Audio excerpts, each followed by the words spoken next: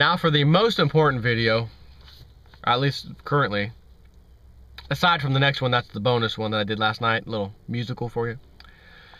Washington, D.C., the U.S. Commodities Futures Trading Commission, or CFTC, today announced that J.P. Morgan Chase Bank agreed to a measly $600,000 civil monetary penalty to settle CFTC charges that it exceeded speculative position limits in cotton #2 futures contracts trading on the Intercontinental Exchange, U.S., known as ICE.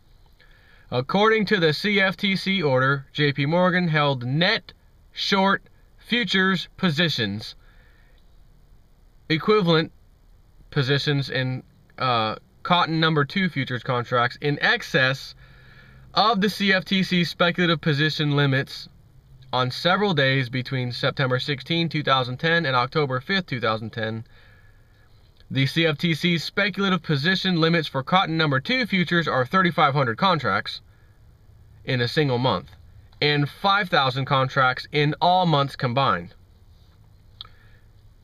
According to the order, during the relevant period, J.P. Morgan had a long-sided hedge exemption in cotton #2 futures, but its short side positions remained subject to the 3,500 to 5,000 amount contract limit, or contract limits.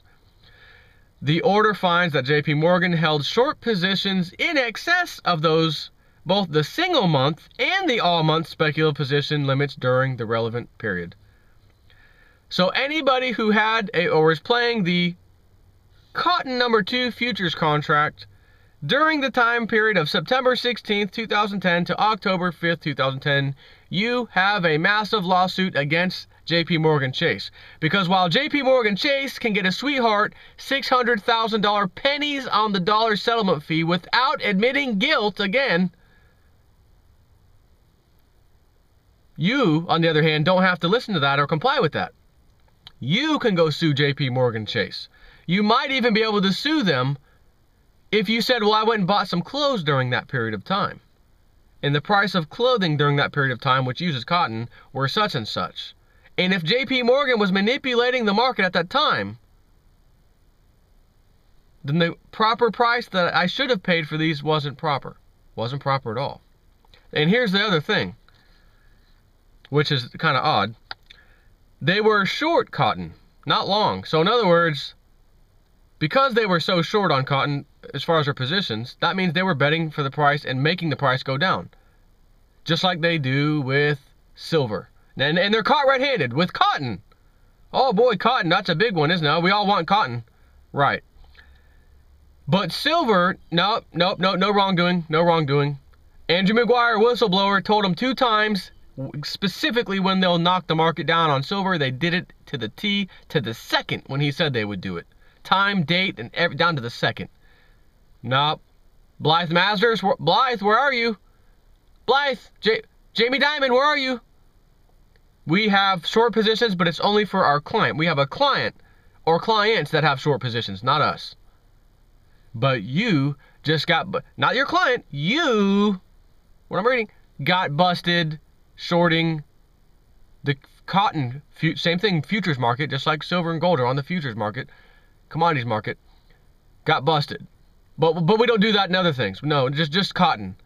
And we rig rates like LIBOR and others, but we don't do that to silver. Silver, silver is the only thing we didn't touch. We rigged the municipal bonds, we rigged other bonds, we rigged government bonds, we rigged the LIBOR, we rigged these short positions, but we don't rig silver. Do you believe me? You believe me? You ever meet that kind of person that just pathological liar? Everything out of their mouth is a lie. And then there's that one key thing you're really concerned about, of them lying about, really important. And they are trying tooth and nail to convince you, look, I know I was kind of wrong. All right, I was wrong about those other things, the other 1,000 things. But the 1,001 thing, I really need you to believe me that I'm telling you the truth. Okay? You believe me? Right. So, in addition to imposing the $600,000 civil monetary penalty, the CFTC order requires JP Morgan to cease and desist from further violations of section blah blah blah of the Commodity Futures Exchange Act and CFTC Regulation 150.2 as charged, which goes into talking about this, what they did wrong. So cease and desist from further violations.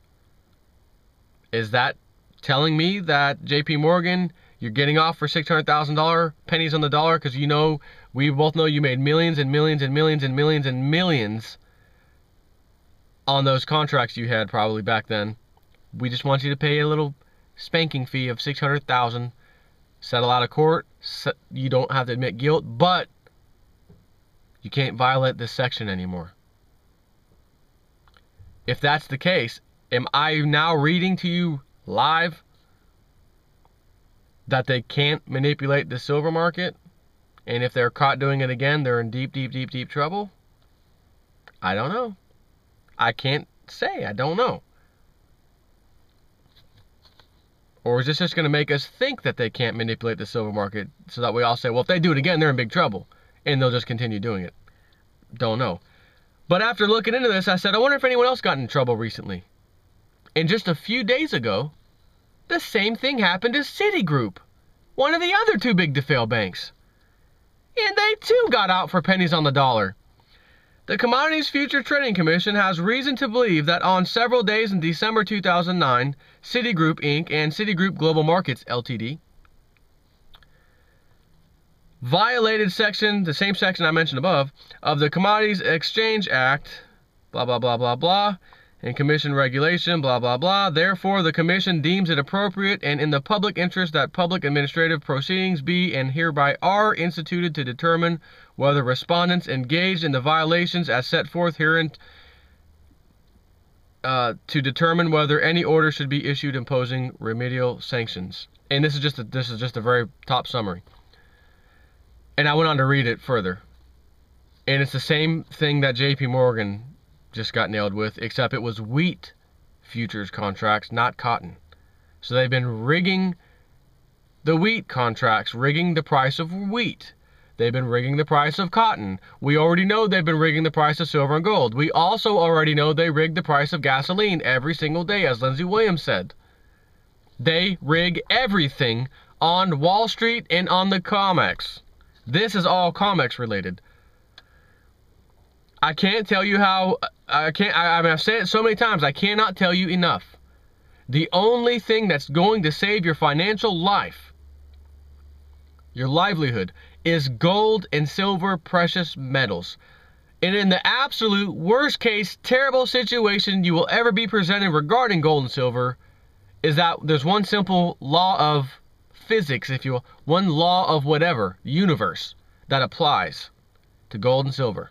And that is this: they can never, ever, ever go to zero in price. A physical good product can never, ever, ever go to zero. Can a stock, a share in a company? Yes. Yes, it can. It can go down to a penny. It can go down to nothing. It can't, silver and gold cannot go down that low, because currently, from what I've been reading, it is costing on average somewhere around the $15 mark to get silver out of the ground nowadays. With the price of fuel, machinery, etc., and today's pricing, it is around $15 an ounce to get silver out of the ground. On average, allegedly. So even if they try to trick you and say, oh, they just smashed silver down to $8 today, never before seen, oh my God, the bubble burst, breaking news across the world, silver's down to $8, we knew this would happen, and blah, blah, blah, if we told you guys not to invest in that. Meanwhile, the rest of the market's destroyed. And then gold and silver skyrocket later, because they can't continue having the price at $8 an ounce on the market, the paper market, when the reality is that it costs $15 an ounce to take it out of the ground. But you might say, well, yeah, but I've been getting into silver lately, and I'm in at $30 an ounce, $35 an ounce. I don't want to hear that it went down to 15. I don't either. And I can assure you, based off of everything that I read, if it does go below 15, it'll be so short-lived, it won't even matter. Just hang on to it and ride the ride back up to the top. Because that will be the flushing event to wipe everybody out before allowing it to skyrocket. if that even happens. We may not ever see it go back down to those levels, and they just have to deal with it constantly going up and fighting it tooth and nail to only go up at their speed, the elite speed, when they're ready for it to go up. So this is interesting news. I don't know what to make of it just yet. I mean, now that this story is out, can the CFTC really come out and face the world and say, we've been investigating the allegations of JP Morgan rigging the silver futures market, net short positions, massive net short positions. We just nailed them on doing it with cotton, and we never even had any whistleblower testimony on the cotton. We just found it very easily. But we have eyewitness whistleblower testimony telling us when to watch the market, watch them destroy silver, and it happened 2 times in a row, the exact days the guy said it would happen.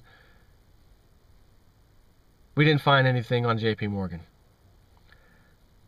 I want to remind you, and I say this periodically, that when this story first broke, which was like a couple years ago, roughly, when this whole thing really happened, I remember hearing in the newspaper, online, just like a basic news story, not even a mainstream story. Small fire in JP Morgan Chase office. That's it. Small office fire. Not a lot of damage. A week or 2 later, small fire, CFTC office, etc. So we have 2 very important entities, the CFTC, which would have been investigating JP Morgan at that time, by the way, because this was after it happened, shortly after it happened, like I want to say a month later or 2 months later, when the allegations came out against JP Morgan, the whistleblower, etc. And I told you, I can't wait to see where this ends. I can't wait to see if we had some evidence, there was a lot more evidence, but based on the evidence we have left, it's not sufficient enough to charge JP Morgan. Excuse me, what do you mean by that? Not enough left. Well, there was an office fire. Where? At both the CFTC office that was investigating this and at the JP Morgan office that had the investigative materials, that had the copies. We had copies, they had the originals. They both burned down 2 weeks apart. I just have a feeling that's going to come up one of these days soon. I hope it doesn't, and I hope it was nothing. It did happen. You could probably look that up on the internet and you will see that it happened, because it was a regular news story and I found it then. Take care.